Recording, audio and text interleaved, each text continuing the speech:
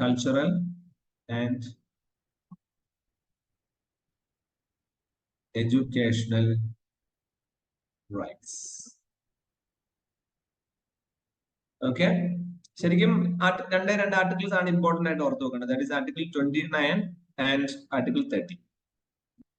രണ്ടെണ്ണേ ഉള്ളൂ മെയിൻ ആയിട്ട് നമുക്ക് ഓർത്ത് നോക്കാം. So 29 is deals with, so ഇതില് ഈ കൾച്ചറൽ ആൻഡ് എഡ്യൂക്കേഷണൽ റൈറ്റ്സ് എന്ന് പറഞ്ഞു കഴിഞ്ഞാൽ സ്വാഭാവികമായിട്ടും എന്താ, ഇത് നമ്മുടെ ഇന്ത്യയിലെ ലാംഗ്വേജ് മൈനോറിറ്റീസിനെ കുറിച്ചൊക്കെയാണ്. ഇപ്പൊ നമുക്കറിയാം ഇവിടെ മൈനോറിറ്റീസ് പല ടൈപ്പ് ഉണ്ടെങ്കിലും ചിലപ്പം ഫോർ എക്സാമ്പിൾ ഇപ്പം നമുക്കറിയാം കൊങ്ങിണി ഭാഷ സംസാരിക്കും, കൊങ്ങിണി ഉണ്ട്, അതുപോലെ തുളു, ഇങ്ങനെ ചില പർട്ടിക്കുലർ ലാംഗ്വേജ് സംസാരിക്കുന്നവരുടെ അല്ലെങ്കിൽ അവരുടെ കൾച്ചർ ഒക്കെ പ്രിസർവ് ചെയ്യാന്നുള്ളത് വളരെ ഇമ്പോർട്ടന്റ് ആണ്. ബിക്കോസ് എന്താണ്, ഗ്ലോബലൈസേഷന്റെ ഒക്കെ ഭാഗമായിട്ട് പല പല ചേഞ്ചസ് വരുമ്പോൾ സ്വാഭാവികമായിട്ടും അവരുടെ ബേസിക് കൾച്ചേഴ്സ്, ബേസിക് കൺസെപ്റ്റുകൾ ഇല്ലാതായിരിക്കും. ഓക്കെ, അപ്പം 29 ഡീൽസ് വിത്ത് ലാംഗ്വേജ്, അതിന്റെ സ്ക്രിപ്റ്റുകൾ, scripts or culture and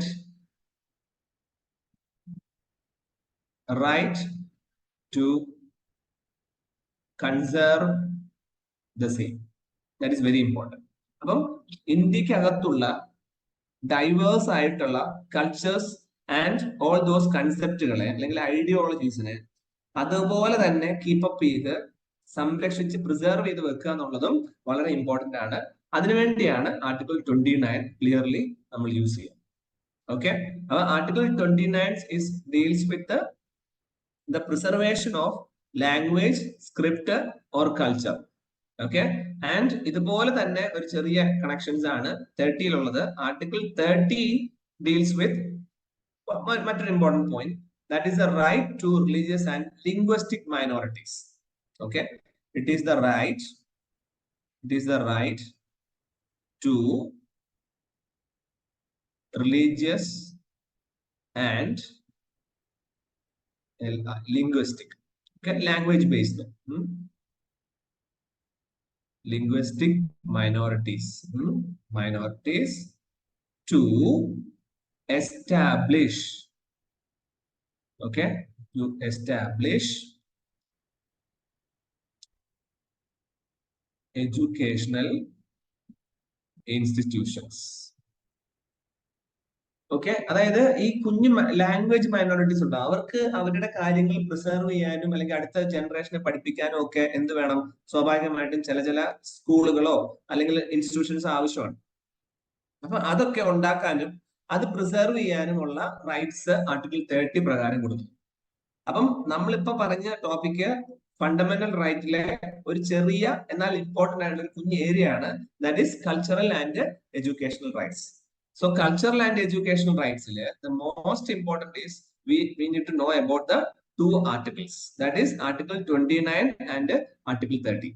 29 deals with what, there are certain importance for preserving or conservation of language, script and culture of this country. So there is every citizen have their own rights to preserve these things. And what is mentioned in article 30, article 30 deals with the religious and linguistic minorities. For what they have what the rights for them, they can or they have the rights to establish their own education institute to preserve this culture. ഇതാണ് ശരിക്കും പറഞ്ഞാല് article 29 and 30 comes under the cultural and education rights. Okay, ഇത് നമ്മൾ നന്നായിട്ട് മനസ്സിലാക്കി വെക്കണം, മറന്നു പോകാൻ പാടില്ല. ഓക്കെ, അപ്പം ഇത് ഇമ്പോർട്ടന്റ് ആയിട്ടുള്ള റൈറ്റ്സ് ആണ്. അപ്പം ഇത് സ്ക്രീൻഷോട്ട് എടുത്തോളൂ. അപ്പൊ നമ്മളിപ്പോ പറഞ്ഞത് ആർട്ടിക്കിൾ 25, 26, 27, 28 അത്രയാണ് റിലീജിയസ് റൈറ്റ് വന്നത്.